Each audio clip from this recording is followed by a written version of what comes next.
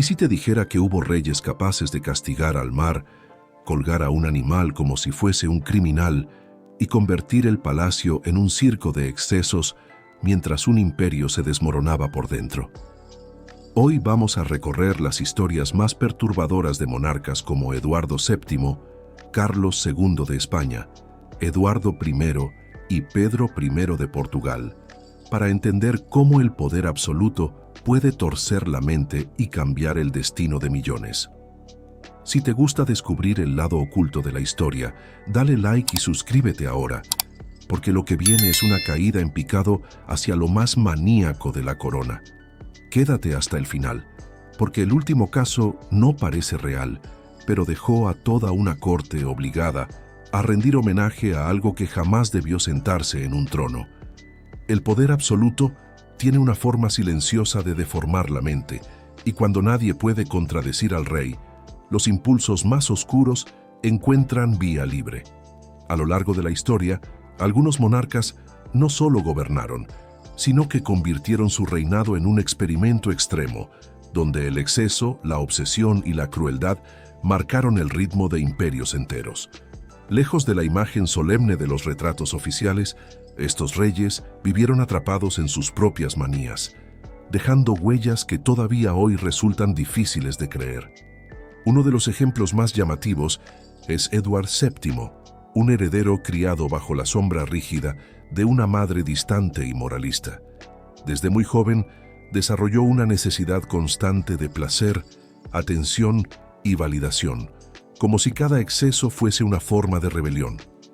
Sus aventuras no se limitaron a romances discretos, sino que se transformaron en un estilo de vida público, extravagante y escandaloso, donde el trono parecía una excusa y no una responsabilidad.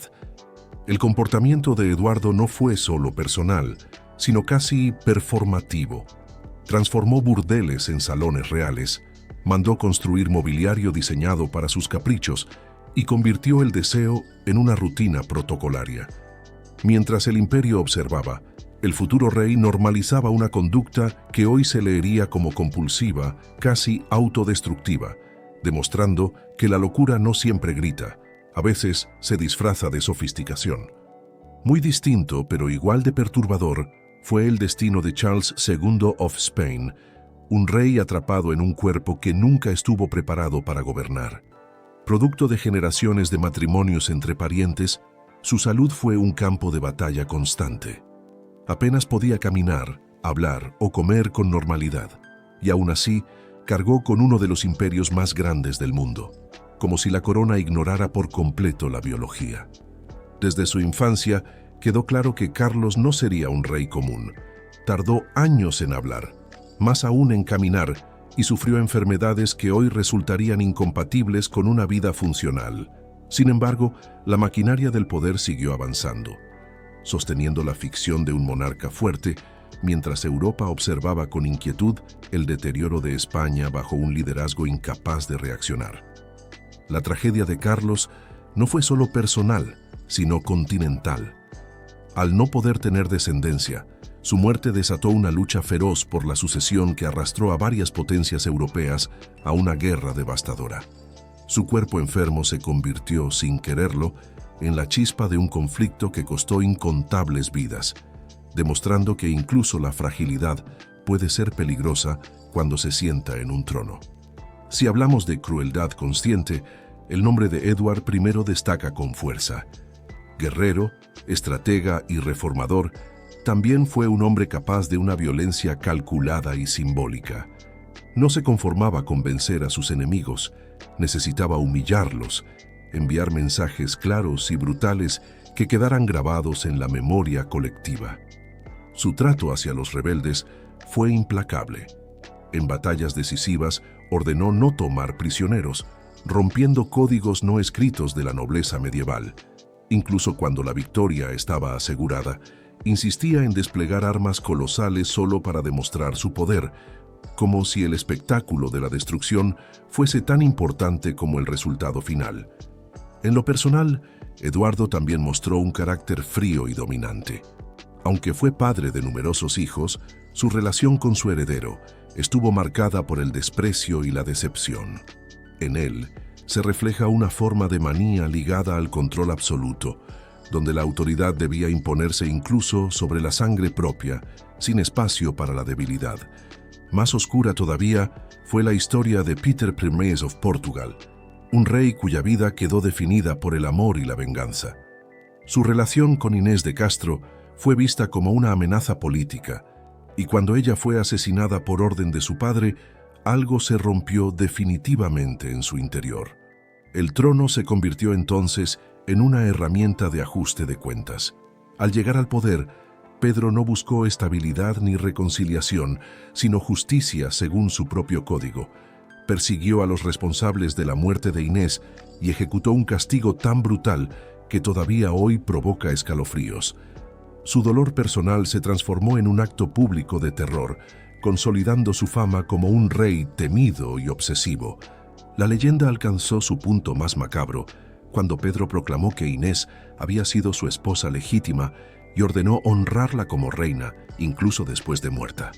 Según los relatos, la corte fue obligada a rendir homenaje a un cadáver coronado, una escena que parece sacada de una pesadilla medieval y que simboliza hasta dónde puede llegar la mente de un rey consumido por la obsesión. Si retrocedemos aún más en el tiempo, encontramos a Xerxes I, emperador persa cuyo orgullo rozaba lo divino. Cuando una tormenta destruyó un puente que había ordenado construir, no buscó responsables humanos ni aceptó el azar de la naturaleza.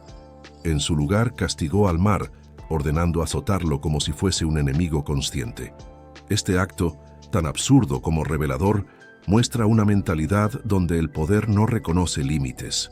Para Jerjes, incluso los elementos debían obedecerle, y su furia contra el agua simboliza una forma primitiva de manía imperial, donde el mundo entero era visto como una extensión de su voluntad.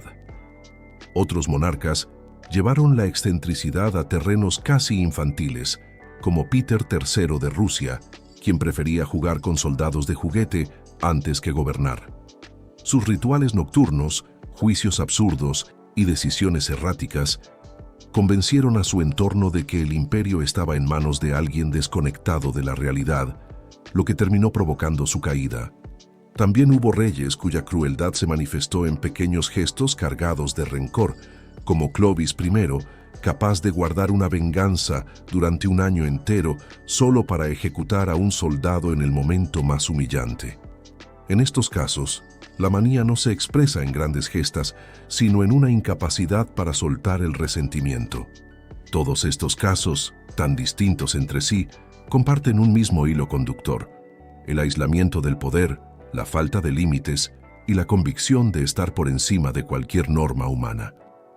Cuando nadie puede cuestionarte, incluso la locura encuentra justificación, y la historia se convierte en el escenario perfecto para los impulsos más extremos. Al observar estas vidas desde la distancia, no solo descubrimos anécdotas escandalosas, sino una advertencia constante. El poder sin freno no solo corrompe, también distorsiona la percepción de la realidad y convierte decisiones personales en tragedias colectivas que pueden durar generaciones. Si este recorrido por los reyes más maníacos de la historia te ha sorprendido, recuerda darle like y suscribirte para no perderte más historias ocultas que raramente se cuentan en los libros.